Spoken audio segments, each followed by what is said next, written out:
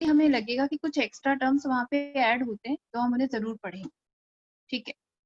तो सबसे पहले आप इसमें फिर से बहुत अच्छे मार्क्स लेकर आइए, फिर कंपेरेबल भी होगा इस बार तो, क्योंकि कल 9th एनटीएससी को मैंने एटॉमिक स्ट्रक्चर स्टार्ट करा दिया है, तो 10th एनटीएससी आज रिवीजन कर रहा है और 9th पढ़ना शुरू कर दिया। ओके,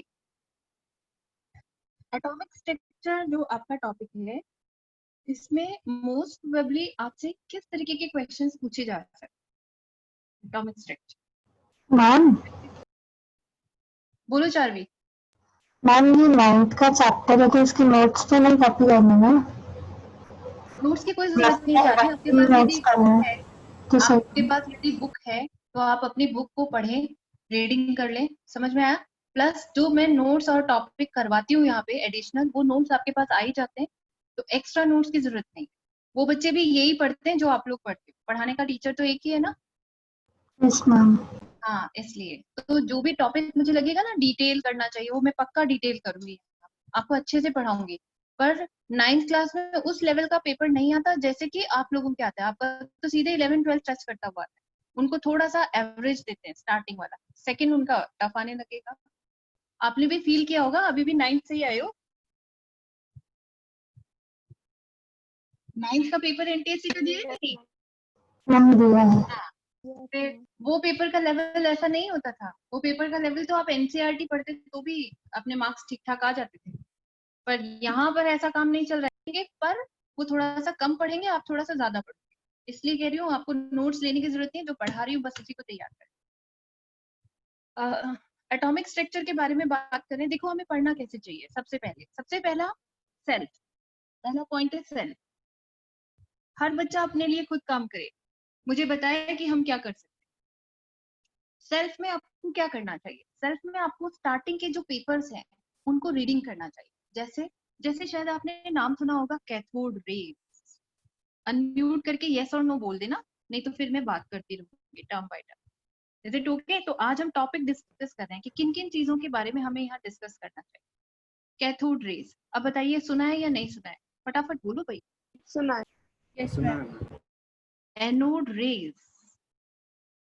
यस कुछ रेज कैथोड से निकलती हैं तो फिर कैथोड रेज दिखाई देती है, एनोड की साइड से निकलती हुई रेज एनोड रेज होती है, राइट? ठीक है, चलिए, मे बी कुछ बच्चे इसको भूल गए होंगे, तो मैंने छोटा सा डिस्कशन किया यहाँ पर। आपको मालूम है ऐसे हार्ड ग्लास की ट्यूब हुआ करती थी सिलेंड्रिकल ऐसे, और इसके दोनों एंड्स पे ऐसे यहाँ मेटेलिक रॉड्स होती थी, मेटल की बनी हुई होती थी, मैम। और ये मेटेलिक रॉड ही एनोड और कैथोड बनती थी। कैसे? तब जब मैं इन रॉड्स को एक एक्सटर्नल सोर्स यानी बैटरी के साथ कनेक्ट करती थी, तो देखो मैंने बैटरी से कनेक्ट कर दिया इसको, ऐसे रफली बना रही हूँ मैं सब कुछ। ओके, जो बड़ा वाला टर्मिनल है ये हमेशा पॉजिटिव होता है, जो छोटा वाला होता है वो हमेशा नेगेटिव होता है। नेगेटिव से जो इलेक्ट्रोड यहाँ पे कनेक्ट होगा, बताओ वो क्या क्या कहलाएगा? कैथोड। जो पॉजिटिव से कनेक्ट होगा वो क्या कहलाएगा? एनोड। अब बोलो बच्चों, ये तो केमिस्ट्री अपन ने पूरी पढ़ ली है 12th क्लास की, हो ही नहीं सकता कि कभी मैंने आपको ये नहीं बताया हो कि एनोड पर ऑक्सीडेशन होता है और कैथोड पर रिडक्शन। मेटलर्जी पढ़ ली हमने तो पूरी। हम्म, एनोड पर टर्म होता है पॉजिटिव, कैथोड पर होता है नेगेटिव, ठीक है। ओके, अब क्या होता है, इन दोनों इलेक्ट्रोड्स के बीच गैसेस फिल होती है, तो ये आप अपने घर में भी ट्राई कर सकते हो। ऐसा करना, आज एक नया बल्ब मंगवा लेना और नया बल्ब लाके उसको फेंक देना, तोड़ देना लाइक, तो आप देखोगे एक आवाज आएगी, और वो जो आवाज आती है वो इसी वजह से आती है, तेज साउंड आती है। सिर्फ ऐसा मत सोचो ग्लास टूटा है इस वजह से आती है, पर एक और आवाज आती है, वो आवाज आती है इस गैस। इसका मतलब हर एक बल्ब में या ट्यूबलाइट जो होती है उसमें गैस फिलअप होती है, हम सबको मालूम है। कौन सी गैसेस होती है, क्या खास बात होती होगी इन गैस की? इनर्ट गैसेस ज्यादातर बोली जाती है, राइट? जैसे हीलियम होती है, नियॉन होती है, उनको फिल, हीलियम तो छोड़ दो, फिर भी नियॉन सबसे ज्यादा यूज किया जाते हैं, नियॉन आर्गन ये ज्यादा यूज की जाती है, ठीक है। ओके, दूसरी चीज, और भी कोई गैस आप यहाँ पर यूज कर सकते, फॉर एग्जाम्पल हाइड्रोजन, वो तो डिपेंड करता है आप जिस टाइप की या जिस टाइप की गैस यूज करते हो, आपकी जो ट्यूबलाइट है उसका कलर भी उसी तरीके का हो जाता है। आजकल तो बहुत, मतलब मैं बता रही हूँ ना, डे टू डे साइंस बहुत ज्यादा प्रोग्रेस कर रही है, बहुत ज्यादा प्रोग्रेस कर रही है। तो आपने देखा होगा कुछ लाइट्स होती है तो ग्रीन कलर की होती है, कुछ ब्लू कलर का रिफ्लेक्ट करती है, राइट? यस कोई मैम। येलो देती है, येलो में भी शेड आते हैं कई कई सारे, वो सारी की सारी शेडिंग डिपेंड्स कि किस टाइप की गैस आपने यहाँ पे फिल की हुई है। कोई व्हाइट कलर की होती है, डिपेंड करती है। ठीक है, ओके। तो मैं तो जनरल कह देती हूँ यहाँ पे एक गैस फिल की होती है। अब देखो सच में क्या होता है, हिस्ट्री क्या कहती है। हिस्ट्री ये कहती है कि जैसे ही आप करंट फ्लो करते हो, तो ये करंट की वजह से आपको मालूम है मेटल्स है यहाँ पे, तो मेटल क्या करेगा, हीट अप होगा। हीट होने की वजह से अपने में से क्या रिलीज करेगा, इलेक्ट्रोड, राइट। तो इलेक्ट्रॉन्स जो है वो इजेक्ट करेगा। फिर आप ये सोचो कि जो भी पार्टिकल यहाँ पर स्ट्राइक करेगा, यानी जो भी सब एटॉमिक पार्टिकल यहाँ से इनिशिएट होगा, वो पार्टिकल करंट, जैसे करंट किस डायरेक्शन में जा रहा है, प्लस से माइनस, तो इलेक्ट्रॉन जस्ट अपोजिट डायरेक्शन के अंदर चले जाते हैं। ऐसा सा होता है। कैथोड रेज, एनोड रेज इसी तरीके से बनती है। तो कोई भी एक, जो समझ लो कोई गैस है जी, और इस पर एक सब एटॉमिक पार्टिकल जो है वो स्ट्राइक करता है, तो P4 पार्टिकल, छोटा सा पार्टिकल स्ट्राइक कर रहा है। जैसे ही पार्टिकल स्ट्राइक करेगा तो G इज कन्वर्ट, यानी कोई भी गैस होगी वो कन्वर्ट हो जाएगी प्लस साइन में, और साथ में रिलीज करेगा कौन, इलेक्ट्रॉन। तो इसका मतलब सच में यहाँ पर जैसे ही फिलामेंट हीटअप हो जाते हैं ये वाले, तो उनकी वजह से सब एटॉमिक पार्टिकल रिलीज होने की वजह से बीच की जो गैस होती है दैट गेट आयोनाइज्ड, आयोनाइज्ड हो जाती है। और आयनाइज्ड होने की वजह से दो तरीके के आयन बनाती है। एक तो बताना जरा, इस आयन का नाम शायद कैटायन होता है क्या, बताओ जरा इसका नाम, शायद इलेक्ट्रॉन है क्या।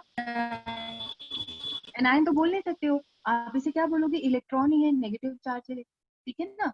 यस। अब देखो क्या हुआ, ये सारी की सारी रिएक्शन इस ट्यूब में हो रही है बच्चों, ये सारी रिएक्शन इस ट्यूब में हो रही है, इस ट्यूब।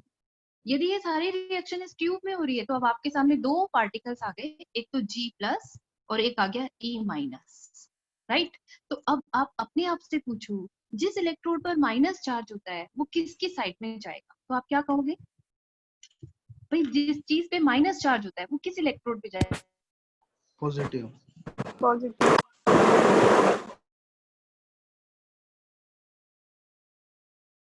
ये देखो, ये रेड, ये जो रेड वाले डॉट है यही इलेक्ट्रॉन्स, ये कौन है, इलेक्ट्रॉन्स।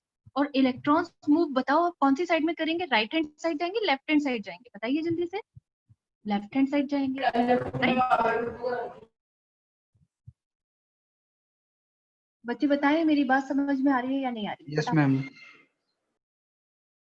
तो जो पॉजिटिव चार्ज वाले, सॉरी, इलेक्ट्रॉन्स जो होंगे वो चले जाएंगे पॉजिटिव इलेक्ट्रोड की तरफ, तो ये है एनोड और ये है पॉजिटिव इलेक्ट्रोड। तो यू मूव करेगा, यू ऐसे जाएगा, ऐसे जाएगा, ऐसे। अब पता है आपको, सोचो मैं यहाँ खड़ी हुई हूँ या फिर आप ही खड़े हुए हो, ये सोच, ये देखो हम यहाँ खड़े हैं, यहाँ खड़े होकर के मैं इस साइड देख रही हूँ, मुझे क्या पता लग रहा है, इलेक्ट्रॉन्स आ रहे हैं।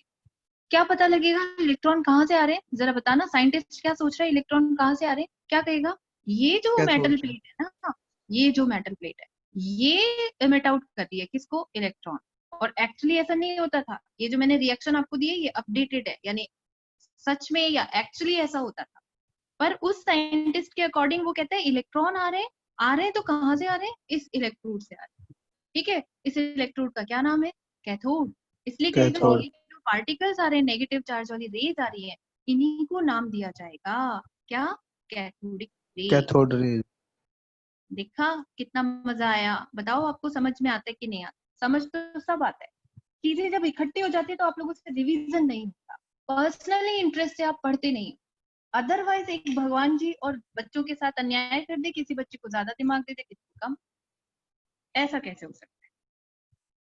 तो ये बनता है हमारा कैथोड। अब दूसरी बात करो, बताइए इलेक्ट्रॉन की हिस्ट्री तो पता लग गई ना आपको, यस यस मैम। अब किसके बारे में बात करूं, G प्लस, तो गैस के पॉजिटिव चार्ज। अब सोचो ये रहा G प्लस, ब्लैक ले आई हूं मैं पेन, ब्लैक वाला पेन ले आई हूं, ये, और ये सारे के सारे कौन है, G प्लस है, G प्लस। ठीक है, पॉजिटिव चार्ज वाले आयन है, किस तरफ जाना चाहेंगे, नेगेटिव टर्मिनल, कैथोड तो नेगेटिव ही होता है, राइट। तो अब ये मूव करेंगे राइट हैंड साइड, ऐसे, right hand side, you, fine. और इस वजह से अब मुझे, मैं यदि यहाँ खड़ी हो जाती हूँ तो मुझे ये लगेगा यार ये जो पार्टिकल्स हैं ये किधर से आ रहे हैं, एनोड से आ रहे हैं, है ना। और इन रेस को उन्होंने नाम दे दिया, किसका, एनोड, एनोड रेज।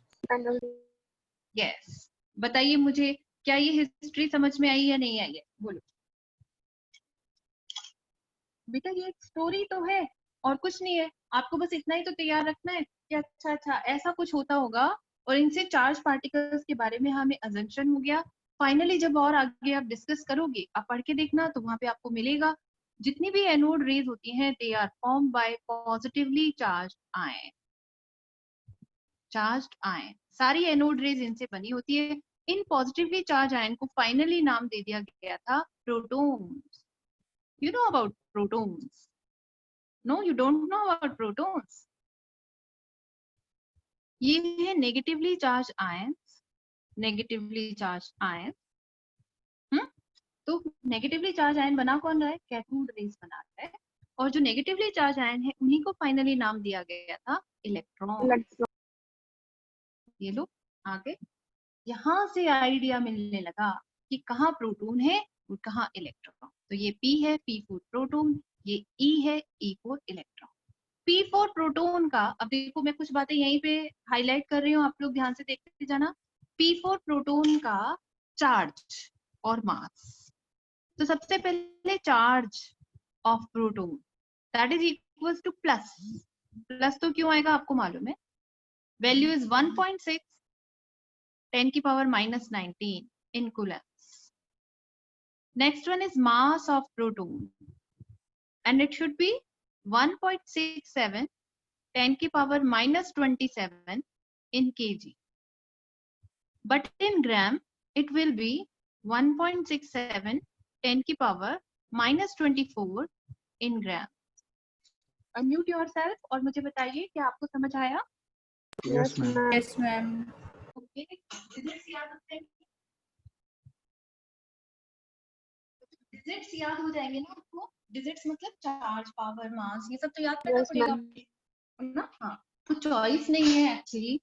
मैं आपको बार बार कहती हूँ कि हमें, मतलब आज हम इसलिए काम कर रहे हैं कि हमें ड्रॉप नहीं करना पड़े और एक हमारा रैंक कभी भी पीछे ना जाए। मैं, हमारा फोकस मतलब एनटीएससी है, वो तो आपको पॉजिटिव एनर्जी देगा। कोई एक एग्जाम क्रैक कर रहे हो, रैंक आ रहा है, तो वो तो आपको बढ़ाएगा ही आगे, अरे वाह बहुत अच्छी फीलिंग भी देगा। पर हमें पता है आगे भी हमारे पास बहुत सारे एग्जाम, हमें वो भी क्रैक करने। इलेक्ट्रॉन्स, इलेक्ट्रॉन्स के बारे में बात करोगे, फिर से मैं इसे डिवाइड कर देती हूँ 2 पार्ट्स में, ठीक है। अब बताओ, इलेक्ट्रॉन्स के बारे में बात करोगे तो सबसे पहले क्या लिख दूं? Charge, and charge will be same, it should be negative, value is 1.6 10 की power -19 in coulombs, and the mass of proton that should be equals to, oh sorry, electron, correct, mass of electron that should be equals to 9.1 10 की power -31 in kg. ये kg में है, आपको लिखना है ग्राम में, जरा बताना बेटा। -28 8. इन ग्राम। कन्वर्जन आई होप सारे बच्चों को आता है, 1 kg 1000 ग्राम ये और वो, तो ये सब तो आप लोग अपने आप संभाल ही, तो इसके लिए मुझे जरा भी टेंशन नहीं, ठीक है। तो हर बच्चा चार्ज मास इसको बताए जरूर से, ठीक है। अच्छा, अब देखो ये काम मैं कर नहीं रही हूँ, ये काम आप पर्सनली खुद कर लेना। क्या होता है, कई बार ऐसे पूछ लेते हैं 4 प्रोटॉन, यहाँ पे लिख देती हूँ मैं 4 प्रोटॉन, वैसे तो कांस्टेंट वैल्यू है, पर मेरे को पता है ना, मैं ना ज्यादा वो नहीं करती हूँ, क्या रट्टाफिकेशन नहीं आता मुझे, डिजिट्स ज्यादा याद नहीं होते एक्चुअली, तो 4 प्रोटॉन मैं लिख देती हूँ, फिर आप लोगों को याद हो जाए तो ठीक है, निकाल के रख लेना। 4 प्रोटॉन, आपसे पूछा जाता है the value of E upon M। E by M का मतलब होता है E for charge and M for mass. Charge mass ratio बताइए फॉर प्रोटॉन। तो बच्चों बताना जरा, चार्ज ऑफ प्रोटॉन क्या होता है? बच्चा बोलेगा मैम 1.6 10 की पावर -19। वेरी गुड, ठीक है। एंड मास 1.67 10 की पावर -27 27 तो किस में हो रहा है? केजी में हो रहा है, ठीक है। हाँ, तो केजी वाले की जगह ग्राम में हम ले लेते हैं, तो ये ले लिया, तो E बाई M रेशियो आ जाएगा। Is it okay? फाइन। और यदि 27 वाला लोगे तो किस में चल जाएगा? केजी में। तो एज यू पी, मतलब अच्छा सा जहां तक लगे, ग्राम वाला शायद केजी वाला ही ज्यादा लेते हैं, क्योंकि जब डिजिट आता है ना तो वो नियर बाई 10 की पावर 8 तक आता है, 10 की पावर 8 तक। आप सॉल्व करोगे, कुछ डिजिट यहाँ आएगा और 10 की पावर 8। बच्चों बोलो ठीक है, कर लेंगे हम ये वाला काम, ओके राइट, ठीक है। इधर आ जाइए, इलेक्ट्रॉन्स के लिए भी यहाँ पे लिख देती हूँ 4 इलेक्ट्रॉन्स। किसी बच्चे ने सॉल्व कर लिया है तो मुझे आंसर बताएगा प्लीज। यहाँ पर E बाई M प्रोटॉन का क्या आया? नहीं किया कोई बात नहीं। into 10 raised to power 4 coulomb per gram. 9.8 into 10 raised to power 4 coulomb per gram. 9.8 ऐसा बोल रहे हो? हाँ, 10 की power 4 coulomb per gram. Okay, gram में आ रहा है और केजी में आएगा तो ये -27 हो गया, तो 8 ले लें, कूलम्ब्स पर केजी में आ जाएगा, राइट? Yes yes, okay. और इलेक्ट्रॉन्स यदि मुझे लेना पड़ेगा तो मैं क्या लिखूंगी फिर से, E/m। बेटा 10 की पावर ही सॉल्व किया बस, और तो कुछ किया ही नहीं है मैंने। E/m यदि मैं लेकर चलती हूँ इलेक्ट्रॉन्स के लिए, बच्चों बोलो जल्दी से, चार्ज ऑन इलेक्ट्रॉन क्या लिखा, 1.6 10 की पावर -19 इन कूलम्ब्स डाल दिया, एंड मास इज व्हाट, 9.1 10 की पावर -31 इन केजी। तो कूलम्ब पर केजी में हम अपना आंसर ले लेंगे। फिर से आपको क्या करना पड़ेगा, इन दोनों को सॉल्व, तो सॉल्व करने का काम आप लोग कर चुके हो, शुरुआत कर लो। मैं सिर्फ 10 की पावर सॉल्व कर रही हूँ, -31 ऊपर जाएगा +31 हो जाएगा, तो कितना डिफरेंस आ जाएगा, 12 का। तो अब मुझे जरा बताओ क्या वैल्यू आ रही है, 0 पॉइंट करके कुछ आएगा, फटाफट। E/m इलेक्ट्रॉन के लिए मैं वेट कर रही हूँ, आंसर दे रहे हो बच्चों। 1.76 into 10 raised to power 8 coulomb per kg. नहीं 8 कैसे आ रहा है आपका, -31 है ऊपर, 0.76. 0.76, मैम परफेक्ट, 1.7 हाँ ठीक है। एंड इट विल बी 7.6 10 की पावर 11 कर सकते Ma'am, 1.76. हैं। Okay okay, it is 1.76, okay it is 1.76, ठीक है। और 10 की पावर 11 Ma'am, 8 आ रही है. 80 आ रही है, अच्छा ठीक है, डेसिमल वगैरह वगैरह वगैरह सॉल्व किए होंगे या तो, ये तो मैंने तो डिजिट में लिख दिया, पर सिंपल सॉल्यूशन शायद ये होगा, इसको हटा देती हूँ, मे बी इसको सॉल्व करेंगे तो डेसिमल पावर्स में था, ठीक है। इट इज मैम वो 1.76, 8 ग्राम में है मैम। ओके, मैं केजी में कर रही हूँ एक्चुअली, इसीलिए मैं पूछ रही थी कि केजी में कैसे हो रहा है, केजी में, इसलिए मुझे डिजिट में दिक्कत हो रही, ठीक है कोई बात नहीं है, ओके बेटा। तो मैं 11 कर देती हूँ फिर, ठीक है, फिर मैं सही रह जाऊंगी, कूलम्ब्स पर केजी में डाल, ठीक है, ओके ठीक है। अब आप 30 का यदि चेंज कर रहे हो तो केजी की जगह पे ग्राम में आपको डालना पड़ेगा, क्योंकि 10 की पावर सॉल्व ही नहीं होंगे, ये तो सिंपल सॉल्यूशन है हमारे पास, ठीक है, ओके। हिस्ट्री समझ में आ गई है, और मैंने बताया कि क्या क्या पॉसिबिलिटीज हो सकती है। अब सेल्फ की बारी, दोबारा से सेल्फ सेल्फ मैंने आपको क्या किया, इंड्यूस किया है, आप यहाँ से शुरुआत करोगे। डिस्चार्ज ट्यूब एक्सपेरिमेंट है, थॉमसन ने सबसे पहले किया था, उन्होंने ये देखा था। प्रोटॉन की डिस्कवरी किसने की है, गोल्डस्टाइन ने की है, ठीक है। इलेक्ट्रॉन डिस्कवरी थॉमसन ने ही की थी। चैडविक जो है उन्होंने न्यूट्रॉन की डिस्कवरी की थी। तो इस तरीके से हर साइंटिस्ट ने अपना अलग अलग काम किया, ठीक, ओके। इसके बाद देखो, मैं सिर्फ पापड़ डाल रही हूँ क्योंकि मैं बाद में इसके बारे में आप लोगों से पूछती रहूंगी धीरे धीरे। आप सबको मालूम होना चाहिए कि सबसे पहले जो साइंटिस्ट आए थे डिस्कवरी को लेकर, एटॉमिक स्ट्रक्चर को लेकर, उनका नाम क्या था, J Thomson, J Thomson, right, yes. और थॉमसन ने जो एटॉमिक मॉडल हमें दिया वो किसका जैसा था, वाटरमेलन का जैसा था, यस वेरी गुड। वाटरमेलन का ज्यादातर हिस्सा किसका, रेड पार्ट होता है, करेक्ट, यस मैम। और इनमें बीच बीच में सीड्स लगे होते हैं ब्लैक कलर के, ये तो मेरे पास दो कलर थे तो मैंने ऐसे ऐसे बना दिया। बस बच्चों इतना सा तो तैयार कर लो।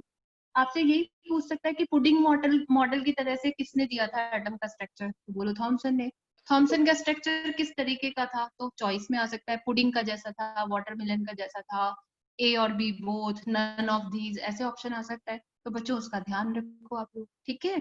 तो थॉमसन मॉडल हमें सबसे पहले मिला। फिर आपको मालूम है ना कि यहाँ पर जो ब्लैक कलर के सीड है that is similar two electrons, yes. और रेड पार्ट किसका जैसा होता है, प्रोटॉन, वेरी गुड। तो बस इतना सा अपने को तैयार।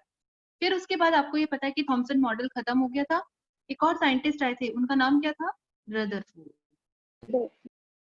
रदरफोर्ड था, ठीक है। अब ऐसे ऐसे करके चलूंगी तो इंट्रोडक्शन मैं ही दे दूंगी, पर मैं अब आपको सीरीज बता चुकी हूँ। रदरफोर्ड, थॉमसन, थॉमसन के बाद रदरफोर्ड पर जाना, रदरफोर्ड के बाद आपके पास एक और साइंटिस्ट आए थे, नील्स बोर, हम तो बोर्ड बोलते हैं। हाँ, हमारा बैचमेंट है ऐसे ऐसे करके क्योंकि काफी टाइम हो गया हमें पढ़ाते हुए थे, तो हम लोग ऐसे ही बोलते हैं। तो थॉमसन, फिर उसका रदरफोर्ड, फिर अच्छा काम किया बोहर ने।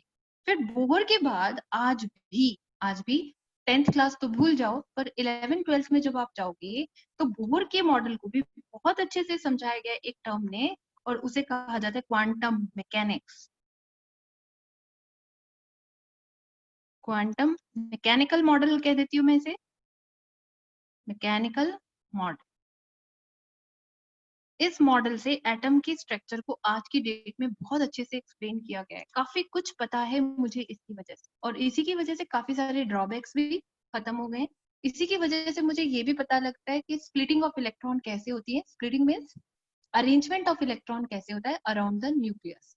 जब हम शुरू में पढ़ा करते थे तो हम इलेक्ट्रॉन को सिर्फ शेल में ही अरेंज करते थे अकॉर्डिंग टू बोहर। रदरफोर्ड के अकॉर्डिंग तो पोजीशन ही नहीं पता थी। रदरफोर्ड ने तो एक तरीके से बताया था सेंटर पार्ट न्यूक्लियस होता है और इलेक्ट्रॉन उसके चारों तरफ होते हैं। तो कितने डिस्टेंस पर होते हैं, कहाँ पर मौजूद होते हैं, उस जगह को क्या कहते हैं, इसके बारे में सब कुछ किसने बताया? बोहर ने। तो बोहर ने एक अच्छा काम किया। बोहर के काम को और ज्यादा डिटेल दे दिया किसने? Quantum mechanical model. ठीक है, इसी पर नाम था एक नंबर, क्या नाम था उसको? Quantum number. अब बताओ, याद आया? क्वांटम नंबर्स पढ़े हैं आपने कभी? Yes ma'am. यस। तो फिर क्वांटम नंबर्स हम लोगों ने डिस्कस किए थे, मतलब आपने पढ़े होंगे कभी। तो 9th क्लास में पता नहीं किस लेवल से पढ़ाया, मैं बस अब आपको रिवीजन करा रही हूँ। इसका मतलब सबसे पहला सवाल, अच्छा सवाल आपको इस पर मिलेगा। तो जो इम्पोर्टेंट चीज है हम उन्हें कवर अप करते हैं। ठीक है, चलिए आज हम स्टार्ट करते हैं पहले क्वांटम नंबर की स्टार्टिंग एटम के स्ट्रक्चर के साथ।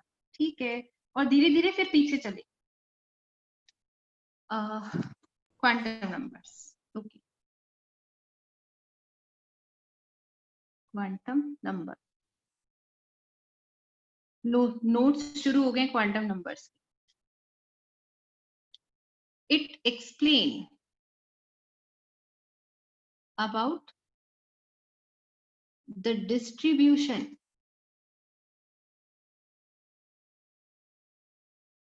of electrons. It explain about the distribution of electrons around the nucleus.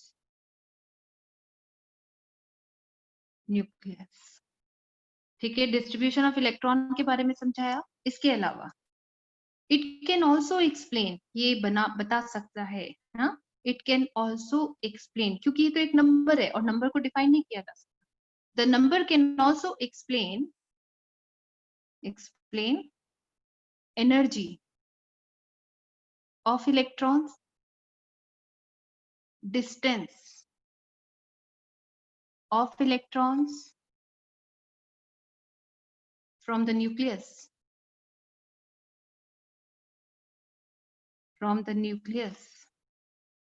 and orientation कह दो,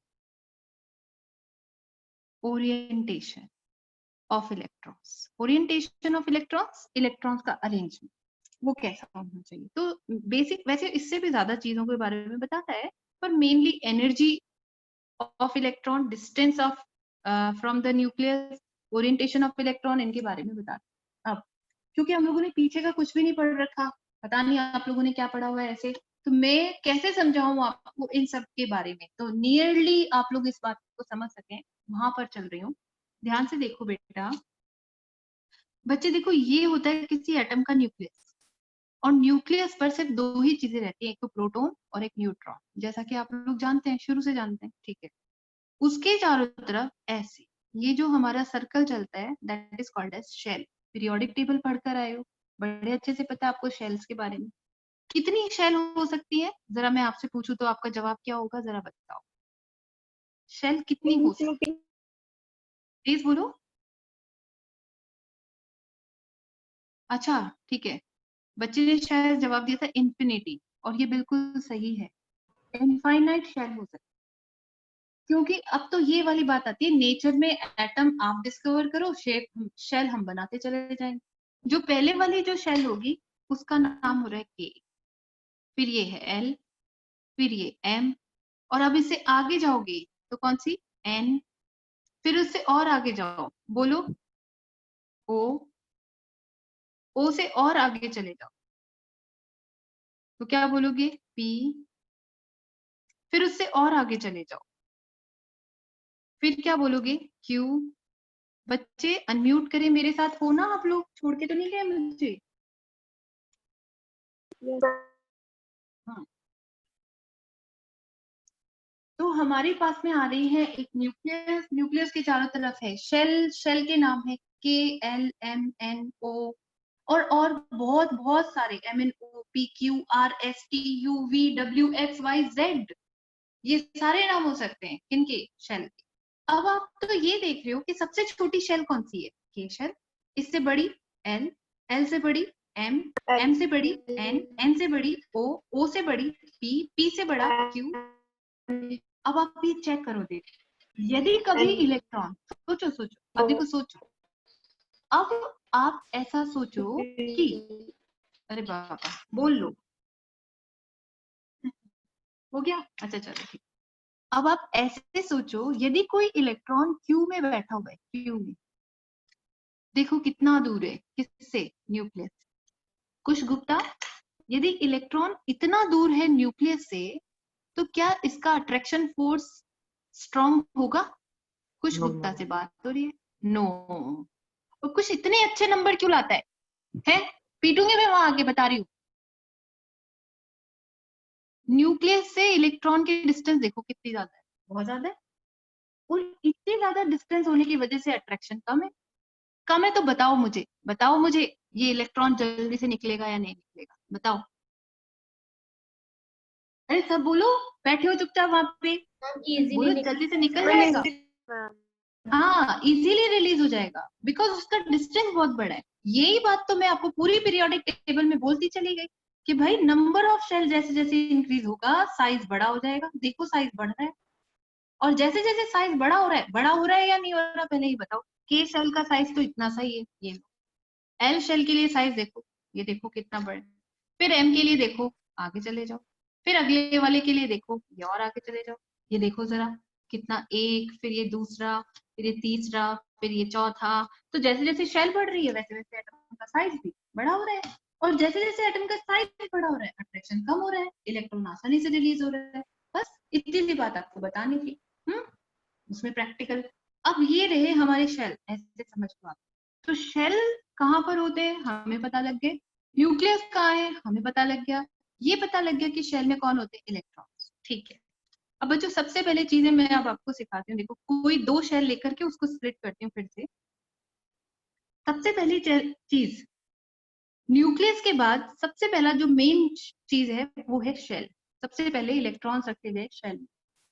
शेल के बाद इस शेल को डिवाइड कर दिया गया सब शेल में।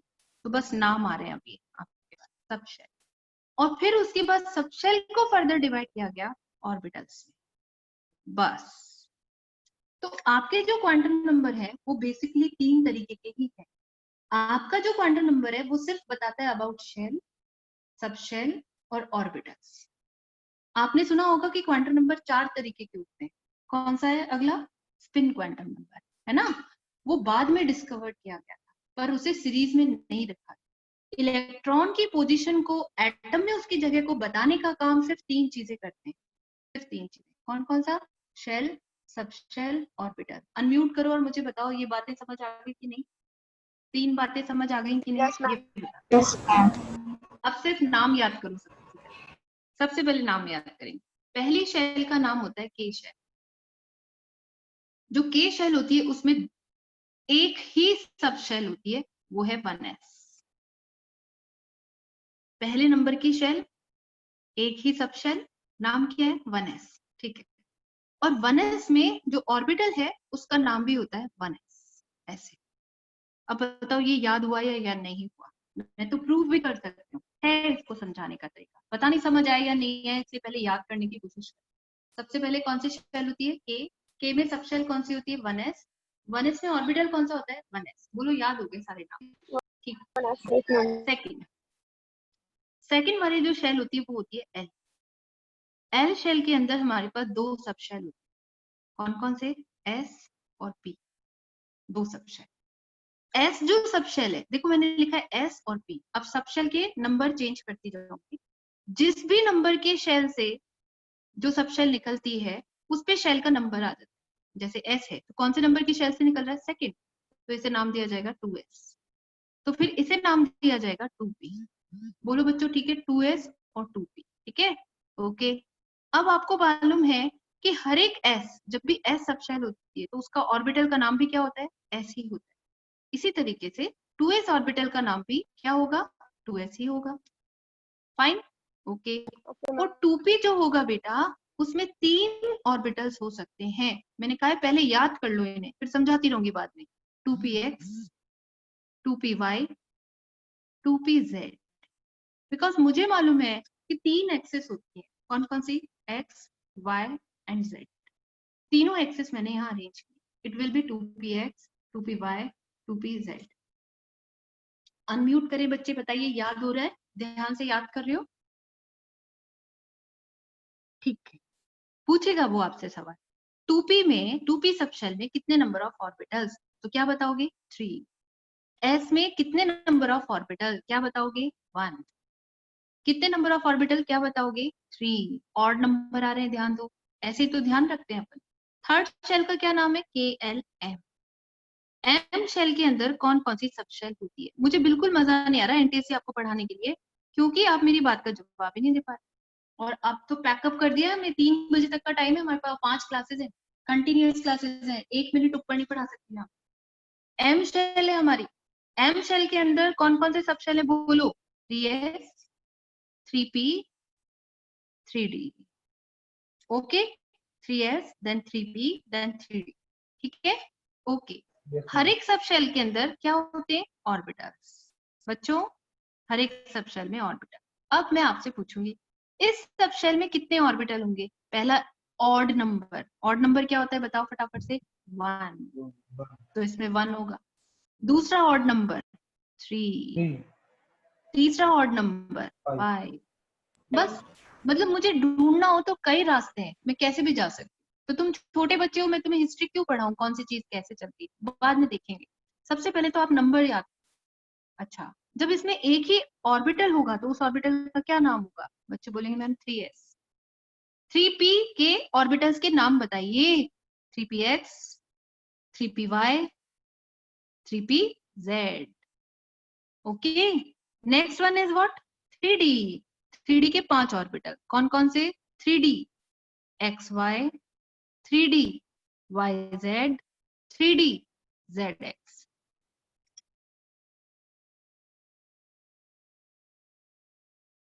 अब पूरी क्लास 10th NTSC एक बार अनम्यूट करके मुझे ये बताए कि क्या बच्चों आपने ये सब चीजें पढ़ी थी पिछले साल? ये पूछ ली बस।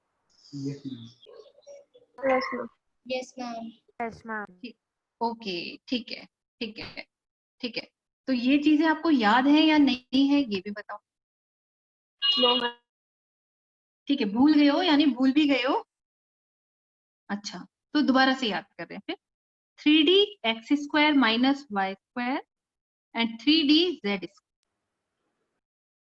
तो ये रहे मेरे पास डी के 5 ऑर्बिटल। ये देखो 5 ऑर्बिटल मैंने लगा दिए। आगे हमारे पास 5 ऑर्बिटल, 1, 3, 5, 5 हो। फिर डी के 5 ऑर्बिटल, ठीक है? लाइकवाइज फोर्थ वाला शेल ले लिया, देखो फोर्थ वाला शेल ले लिया। अब मुझे बताइए फोर्थ शेल का नाम। एन। एन के सब शेल, सबसे पहले सब शेल आते हैं हमारे। जिस नंबर का शेल है उसमें उतने ही equal number of subshell. Fourth number का है तो 4 सब शेल, थर्ड का है तो 3 सब शेल, सेकंड का है तो 2 सब शेल, फर्स्ट का है तो 1 सब शेल। कितना आसान है। बोलो, नाम बोलो अब फटाफट, मैं लिख रही हूँ सिर्फ। नाम बोलो भाई। 4s, 4s, 4p, 4p, 4d, 4d, 4s। मैंने लगा दिया। अब जो 4s है, 4s, इसके अंदर ऑर्बिटल्स कितने होंगे? ऑर्बिटल्स कितने? और s में कितने ऑर्बिटल होते हैं? चेक करो जल्दी जल्दी। अरे ये नंबर दे रखे हैं मैंने तो आपको। 1. Odd number 1, very good. Odd number फिर लिख दो, एक ही होगा। इसमें कितना होगा? 3, इसमें कितना होगा? 3 5। इतना कितना 5 होगा? 7 हो गया। ठीक है, वेरी गुड। 4s जो 1 ऑर्बिटल वाला है उसके ऑर्बिटल का क्या नाम है? सब शेल तो है, 4s ऑर्बिटल है। इसके ऑर्बिटल के नाम बोले बच्चे फटाफट। 4px, 4py,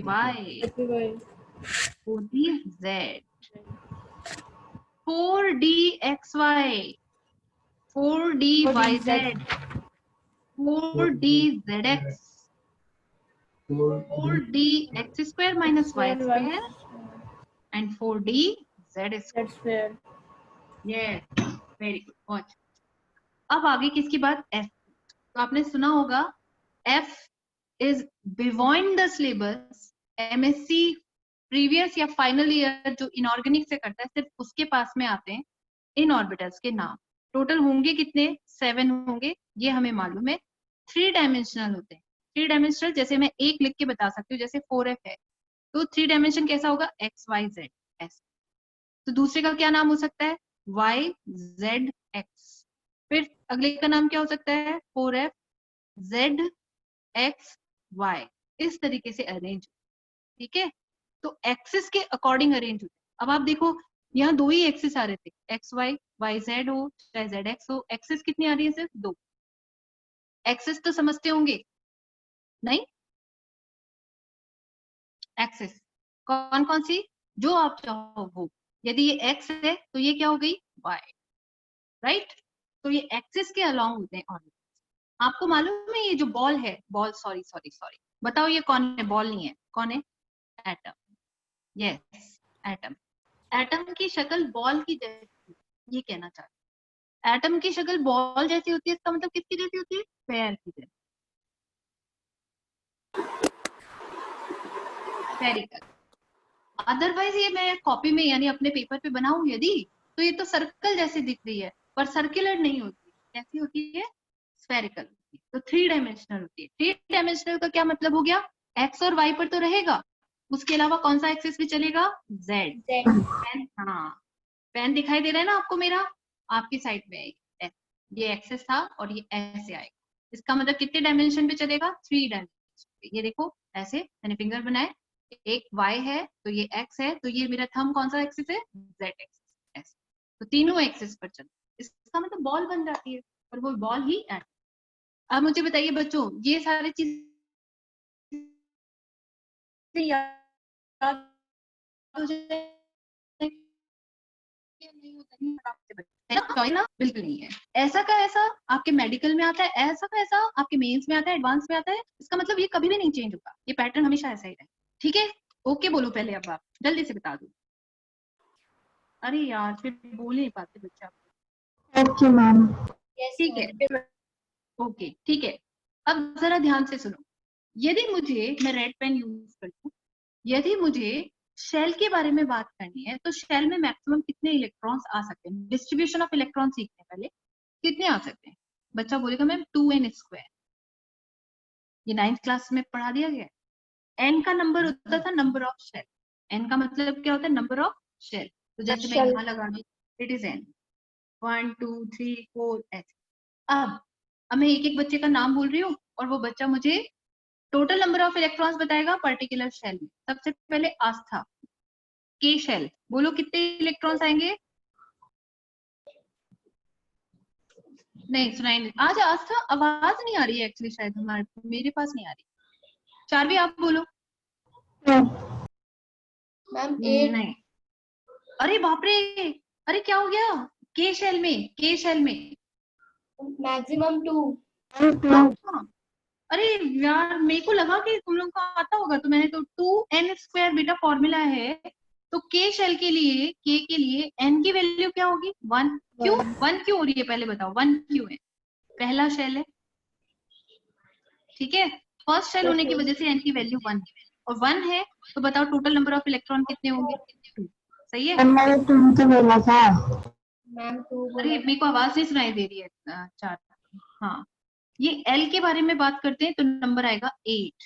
M के बारे में बात करते हैं तो नंबर आएगा 18। और N के बारे में बात करते हैं तो नंबर आएगा 32। 32 हाँ, क्योंकि हो सकता है आप लोगों ने सही बोला पर मुझे आवाज नहीं क्लियर। तो दिस 2, 8, 18, 32 ये होने चाहिए मैक्सिमम नंबर ऑफ इलेक्ट्रॉन। अब दूसरी बात सीखो ध्यान से, बॉयज आप लोग भी साथ रहना, अब की बार पता लगे, देखो मैं तो हर बार बोलती हूँ आप लोगों को, अब की बार पढ़ो, अब की बार पढ़ो, पर कितनी बार पढ़ो, नवंबर ही आ गया, अगस्त, सितंबर, अक्टूबर और नवंबर, बस खत्म हो गया, फिर खेल खत्म, फिर आप चाहे कितना भी पढ़ लो हमारे लिए किसी काम का नहीं, बोर्ड की परसेंटेज बनाओ फिर तो आप। ये रहा हमारा ग्रुप कि हमने कहा कि मैक्सिमम नंबर ऑफ इलेक्ट्रॉन 2 होने चाहिए, किसमें, ए शेल में, पर शेल को फर्दर किस में डिवाइड किया जाता है, सब शेल में। तो मैं आपको यहाँ पर ये भी बताना चाहती हूँ कि हर एक सब शेल में कितने नंबर ऑफ इलेक्ट्रॉन आ सकते हैं। हाँ, तो सब शेल के इलेक्ट्रॉन सब शेल के सामने ही लिख देती हूँ, फॉर्मूले वगैरह कल पढ़ेंगे। अब एस में मैक्सिमम इलेक्ट्रॉन आ सकते हैं 2, पी में मैक्सिमम इलेक्ट्रॉन आ सकते हैं 6, किसी बच्चे को याद है तो बोले जरा, बी में 10 और एफ में 14। क्यों भाई, आप लोगों ने तो कॉन्फ़िगरेशन पढ़ा हुआ है, कब, पीरियोडिक टेबल पढ़ लिए, पीरियोडिक टेबल में एस में कितने इलेक्ट्रॉन लगाते थे 2, वही मैंने लिखे, पी में कितने लगाते थे 6, डी में कितने लगाते हो 10, एफ में कितने लगाते हो 14, वही मैंने लिखे, राइट। चलिए ठीक है। अब मैं बात करूंगी कि 1s सब शेल में कितने इलेक्ट्रॉन्स आने चाहिए, तो आप बोलोगे मैम 2, ऑर्बिटल्स में भी कितने आने चाहिए 2, आगे के के बाद एल में आए, एल में टोटल इलेक्ट्रॉन है 8। अब आपको पता है सब शेल कौन कौन सी है, एस और पी, एस में मैक्सिमम कितने इलेक्ट्रॉन आते हैं 2, पी में कितने आते हैं 6। तो देखो आपने 8 को डिस्ट्रीब्यूट कर लिया 2, 6 में, और 6 + 2 मिलकर 8 बन। अब इन्हीं को यहाँ ऑर्बिटल्स में डिस्ट्रीब्यूट करो, कैसे करोगे, एस में तो एक ही ऑर्बिटल है तो पूरे 2 इलेक्ट्रॉन लिख दो, पर पी में 3 ऑर्बिटल्स हैं तो हर एक ऑर्बिटल में इलेक्ट्रॉन हो जाएंगे 2, राइट। तो ये आ जाएंगे हमारे पास 2pH, 2py and 2pz, right. Okay, फिर आया हमारे पास 3s एक ही ऑर्बिटल है, 18 इलेक्ट्रॉन का डिस्ट्रीब्यूशन है, यहाँ आएगा 2, ये आएगा 6, डी में कितने 10, डिस्ट्रीब्यूट कर लोगे, यहाँ s होगा तो 2, p में भी 2, इसमें भी हर एक ऑर्बिटल में, लाइकवाइज डी के भी हर एक ऑर्बिटल में मैक्सिमम नंबर ऑफ इलेक्ट्रॉन्स आएंगे 2। ये आपने डिस्ट्रीब्यूशन कर दिया 10 इलेक्ट्रॉन का हर एक ऑर्बिटल, राइट। अनम्यूट करें बच्चे और बताएं मुझे सारी बातें समझ आ गई हैं कि नहीं आई। Yes ma'am. यस बिल्कुल। और बिल्कुल इसी तरीके से अब आपको 32 को डिवाइड करना है, सब शेल्स में डिवाइड कर दीजिए आप 32 को, बोलो एस में कितने इलेक्ट्रॉन फिल कर रहे हो 2, बी में 6, डी में 10, 14। और अब आप सम करोगे तो टोटल नंबर 32 आ जाएगा, बस दैट्स ऑल। ये हुआ हमारा काम। हमें सबसे पहले ये पता होना चाहिए शेल को फर्दर डिवाइड किया सब शेल को फर्दर डिवाइड किया ऑर्बिटल्स, ठीक है। तो हमारे स्प्लिटिंग हमें पता होनी चाहिए कि किस ऑर्बिटल में कितने इलेक्ट्रॉन्स आने चाहिए, वो ऑर्बिटल्स किस नंबर की शेल से जनरेट होना चाहिए, ठीक है, तब जाकर हम कुछ और सवालों को अटेंड कर पाएंगे। तो आज का आपका काम है, आप इन्हीं चीजों को एक बार फिर से रिवाइज करोगे, और स्टार्टिंग के 2-3 पेपर जो बेसिक पेपर होते हैं ना, जहाँ पे एटम का स्ट्रक्चर डिस्कशन ये सब होता है, उसे रीडिंग करें, ठीक है। 11 o'clock आपकी फिजिक्स क्लास है, रीशेड्यूल हो चुका है ना। हाँ ठीक है बच्चों, ओके बाय, कल मिलते हैं ऑन टाइम। बाय।